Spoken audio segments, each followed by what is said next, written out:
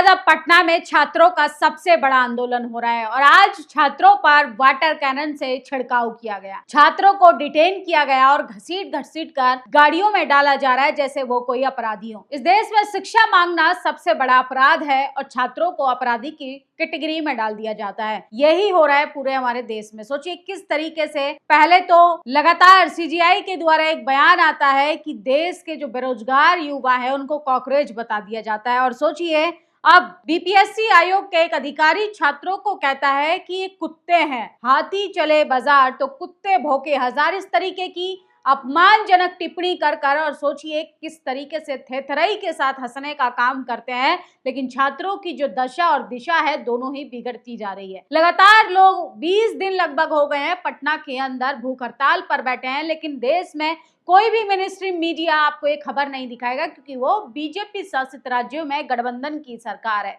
सोचिए किस तरीके से लगातार जहां जहां बीजेपी एनडीए की सरकार है वहां पर मीडिया खामोश हो जाता है, वहीं आदिवासी नेता होगा, बहुजन समाज का नेता होगा तो वहां पर मीडिया किस तरीके से सड़कों पर आ जाती है। जो कल तक स्टूडियो की एसी की हवा से बाहर नहीं निकलना चाहते थे, कुछ ही दूरी पर दिल्ली में इतना बड़ा प्रदर्शन हुआ, वहां नहीं आए क्योंकि वो बीजेपी के खिलाफ था। बीजेपी के मंत्री से इस्तीफा मांगा जा रहा था। लेकिन सोचिए किस तरीके से लगातार आयोग को चलाने वाले लोग, चाहे शिक्षा मंत्रालय की बात करें, चाहे बीपीएससी, यूपीएससी, तमाम ऐसे आयोग की बात करें जो लगातार छात्रों के भविष्य को इफेक्ट करते हैं, असल में वो आप बेतुके बयान देकर अपनी बेइज्जती करा रहे हैं। सीजेपी हमें कॉकरोच कहते हैं, आयोग हमें कुत्ता कहता है। पटना में चल रहे बीपीएससी आंदोलन में अभ्यर्थियों की क्या मांगे हैं? छात्र ने सीजेआई बीपीएससी पर कसा तंज। तो छात्रों की जो दशा है वो कोई समझने के लिए तैयार नहीं है। इस देश में छात्र लगातार परेशान हो गया है और सोचिए कितना बड़ा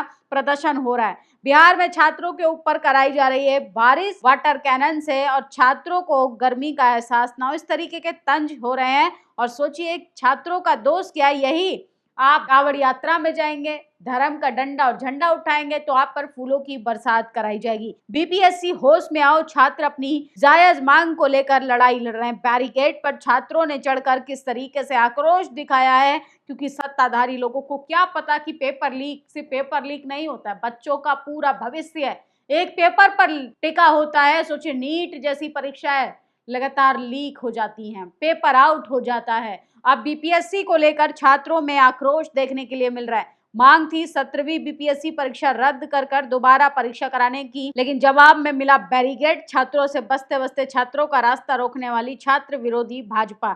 तो छात्रों की आगे बैरिकेड लगा देंगे, किसान आएंगे तो उनकी आगे बैरिकेड लगा देंगे। इस देश में महिलाएं अपना अधिकार मांगेंगी तो बैरिकेड लगा दिए जाएंगे। इस देश का युवा जो है वो किस तरीके से अब परेशान है, भाजपा ने उनके रास्ते में रोड़ा डाल दिया है। छात्र इस देश में अपनी बात नहीं कर सकता। पटना में जोरदार प्रदर्शन हो रहा है, सीएम हाउस घेरने निकले छात्रों पर पुलिस ने वाटर कैनन से पानी की बौछारें की, जगह जगह बैरिकेड लगा दिए, छात्रों को रोकने की कोशिश की जा रही है। और सोचिए छात्र 18 अगस्त से धरना दे रहे हैं। टीआरई 4th शिक्षक भर्ती एक परीक्षा ली जाए, बीपीएससी से संविदा कर्मियों को मिलने वाला वेंटेज खत्म हो, बीपीएससी सीजीएल 4th बीएसओ और एईडीओ परीक्षा की तारीखें जारी की जाए, लाइब्रेरियन और बीईटी बिहार एलिजिबल टेस्ट भर्ती शुरू हो, दरोगा, सिपाही, बीपीएससी और बीएसएससी समेत जैसी भर्तियों में पारदर्शिता होनी चाहिए। तो ये छात्रों का दर्द है जो लगातार सामने झलक रहा है, लेकिन बिहार में छात्रों को भी बैरिकेड दिए जा रहे हैं, लगातार घसीटा जा रहा है। बिहार प्रोटेस्ट में बीपीएससी परीक्षा रद्द कराने को लेकर पटना में पुलिस का वाटर कैनन का इस्तेमाल हो रहा है छात्रों पर, क्योंकि ये छात्रों को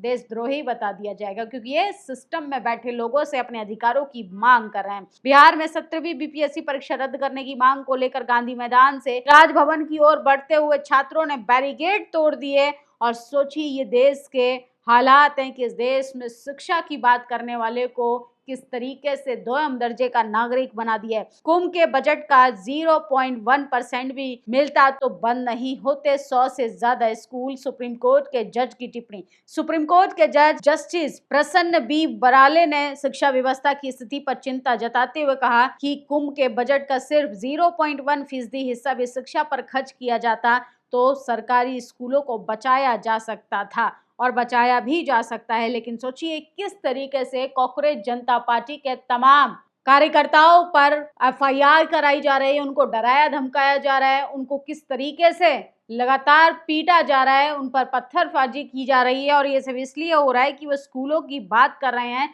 इस देश में स्कूलों की जो बदहालत है उसको सुधारने की बात कर रहे हैं। उत्तर प्रदेश में यूपीएसएससी आयोग से आग्रह है कि जल्द संज्ञान लेकर कार्रवाई सुनिश्चित करे, जिससे कि युवाओं का भविष्य सुनिश्चित हो सके। आज युवा लखनऊ की सड़कों पर बेबस होकर पहुंचे हैं। छात्रों के साथ न्याय होना चाहिए। छात्रों की जायज मांग है, वेटिंग लिस्ट को स्वीकार करना चाहिए। तो सोचिए किस तरीके से 12 साल में 527 करोड़ रुपए मोदी सरकार के मंत्रियों के बंगले में खर्च हो गए। सीजेपी प्रवक्ता ने खोले पोल, बच्चे भैंस के तबेले में पड़ेंगे और इधर आलीशान बंगलों में लोग रहते हैं। 12 साल में 527 करोड़ रुपए लगभग खर्च कर दिए गए हैं, वो भी भारतीय जनता पार्टी के तमाम मंत्रियों के सिर्फ बंगले को सुधारने के लिए।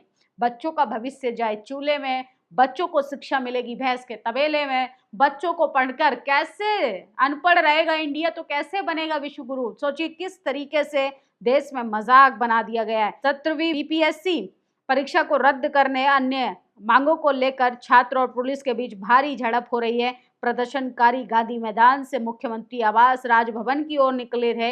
इस दौरान पटना में जेपी गोलवलकर के पास पुलिस बैरिकेड तोड़कर आगे बढ़ने की कोशिश में पुलिस के साथ धक्का मुक्की और आमना सामना हुआ।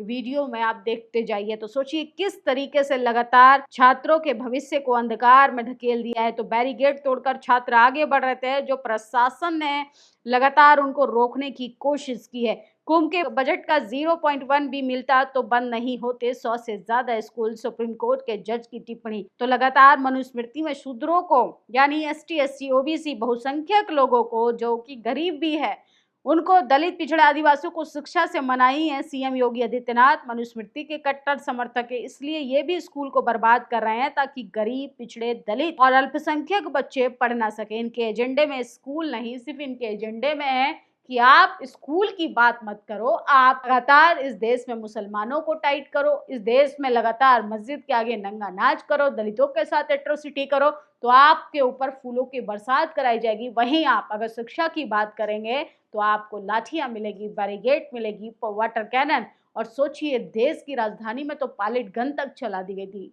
AK-47 छात्रों पर तानी जा रही थी। इन छात्रों का अपराध सिर्फ इतना है कि अपने लिए शिक्षा की बात कर रहे हैं, अपने लिए अच्छे भविष्य की बात कर रहे हैं। सत्ताधारी लोगों ने सपने दिखाए थे कि करोड़ों नौकरियां दी जाएंगी, अंधकार वाले भविष्य को उजाले में लेकर जाएंगे। यहाँ तो छात्रों का ही पूरा जीवन नरक बना दिया है। बाकी आप लोगों की क्या प्रतिक्रिया, अपनी राय जरूर दीजिएगा। शुक्रिया। नेशनल दस्तक की आपसे गुजारिश है कि अगर इसको बचाना चाहते हैं तो नेशनल दस्तक को सब्सक्राइब करने के लिए रेड कलर के सब्सक्राइब बटन को दबाएं, फिर बेल आइकन की घंटी दबाएं। नेशनल दस्तक को बचाने के लिए बहुत जरूरी है कि हर खबर को शेयर करें, लाइक करें, कमेंट जरूर करें।